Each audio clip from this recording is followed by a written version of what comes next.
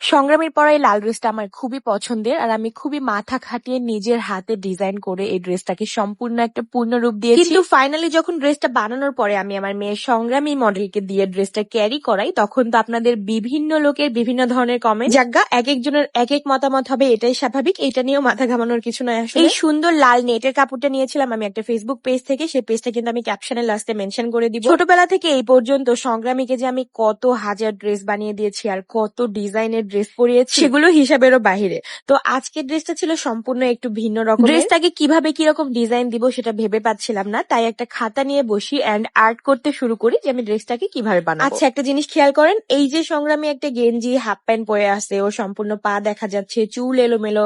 সংগ্রামীকে দেখতেও কিন্তু একটু নর্মাল লাগতেছে, মানে রিসেন্ট যে ভিডিওটা আমি লাল ড্রেস পরা ওকে মানে পোস্ট করেছি তার থেকে একটু কিন্তু বাজে দেখতে লাগতেছে। যেহেতু সংগ্রামীকে দেখতে সুন্দর লাগতেছে না বা ওর গেট আপ ড্রেস আপও ভাল লাগতেছে না, সেহেতু এই কমেন্ট বক্সে এসে, মানে এই ভিডিওর কমেন্ট বক্সে কিন্তু সংগ্রামীর ড্রেস আপ খারাপ, সংগ্রামীকে কেন এত বাজে ড্রেস পরিয়েছি, কেন এত ছোট হাফ প্যান্ট পরে আছে, এইগুলো নিয়ে কেউ কথা বলবে।